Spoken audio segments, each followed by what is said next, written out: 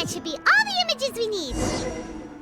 Let's head back and check with Lapine Pauline. Maybe she'll have an update for us.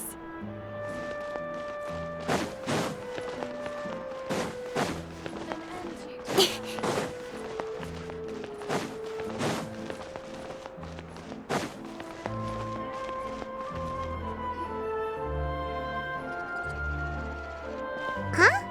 Isn't that Charlotte? What could she want with Lapine Pauline? Pretty please with the cherry on top, Charlotte. Journalist extraordinaire. Please tell me you're joking. I read that a gang of criminals tricked the Gardamex by disguising themselves as blubber beasts. It's true, isn't it? It has to be. I've invested all my savings into graph adversarial technology and even taken out a sizable bank loan. I'm begging you like the beggiest beggar in all of begdom. Okay. I need you to calm down a little, Miss Lapine Pauline. I admire your passion for your research, and I don't mean to dash your hopes for those, big-ticket orders. But I'm afraid I'm not joking.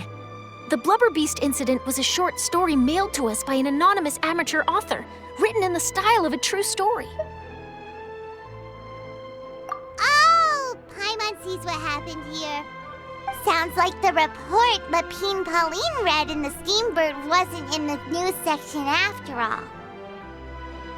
Funnily enough, I actually remember being in a meeting where the editing team was debating the potential risk of misleading the public with this story. They even went to Maison Gardiennage for advice. But to our surprise, they fully supported us printing it. They figured that the false intel would be a great way to dupe potential criminals into wearing ridiculous costumes when breaking the law. In truth, Gardamex are extremely sophisticated in their capabilities. They can identify criminals just as reliably as the best human guards, so a crude disguise isn't gonna get you far. If anything, it'll just make you stand out all the more. Since we ran that story, the Maison Gardiennage has made a slew of arrests, including, one phantom blubber beast, a titanic red-crowned finch, and a specter man. So I knew this story had helped out law enforcement, but this is the first time I'm learning of an innocent citizen being deceived by it, and investing so much mora for nothing.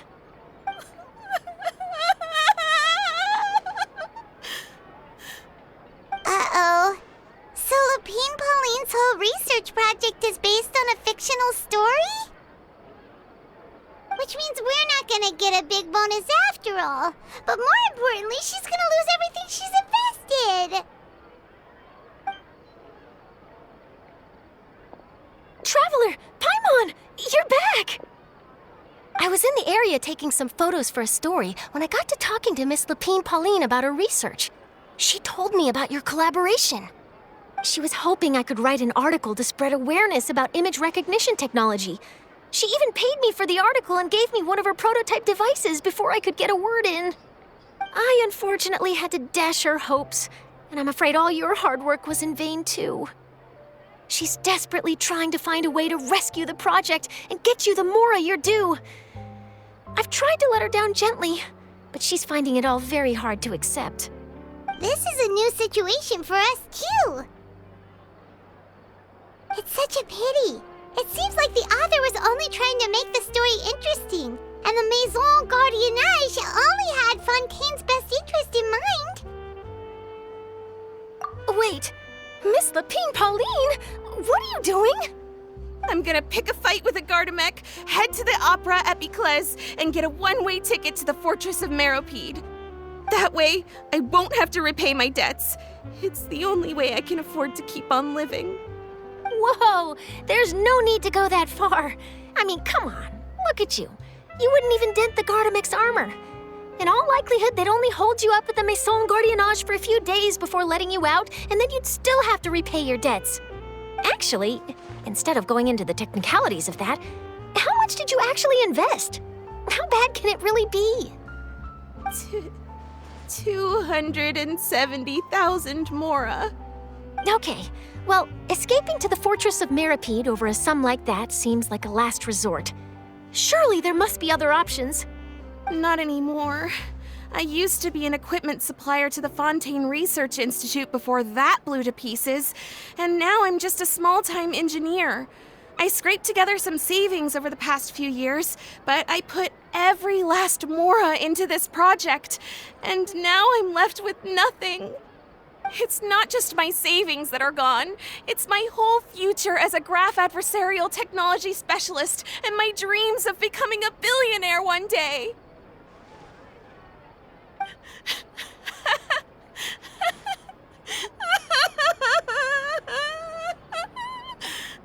My life is over.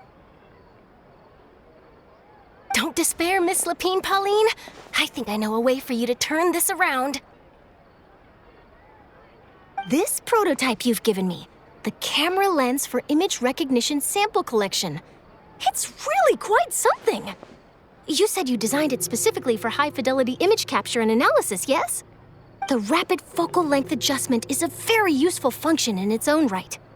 It's sure to make many journalists' jobs much easier. In fact, I'd say it has the potential to revolutionize Fontaine's news media. So your research efforts thus far are by no means in vain. The technology you've developed may have many applications that you've never even considered. Really? Absolutely. I've been working as a journalist for the Steambird for a long time now. No one understands the issues we journalists face on a day-to-day basis better than me. So keep calm, take heart, and start thinking about mass production. In the meantime, I'll show your invention to all my colleagues to drum up interest in your product. I can't believe it! If this is true, then I can look into setting up a whole camera lens development pipeline. My big-ticket orders and billionaire aspirations are still in the cards. Oh, maybe I should consider taking out another loan. That way, I can rapidly improve the lens production process, be the first to market, and prepare to battle for dominance in the camera industry. Come on! Stop daydreaming about your pipelines for a minute. Just take it one step at a time and see how it goes. There's no sense in putting all your eggs in one basket before things are even off the ground. And I can probably speak to some people I know and license my image recognition device to a workshop to raise some funds. I can't believe I didn't think of this sooner. There's no time to lose. I need to get to work. Early bird gets the worm. Can you believe her? She just ran off. Paimon's pretty sure our advice went in one ear and out the other. It's understandable. When inspiration and passion strike at the same time, it's all too easy to throw yourself headfirst into your work and forget about everyone around you. A lot of journalists are the same way when they're first starting out. But don't you worry. I'm gonna write an article on all this, and I'll be checking in on her regularly. Her research has the potential to benefit the entire journalistic community.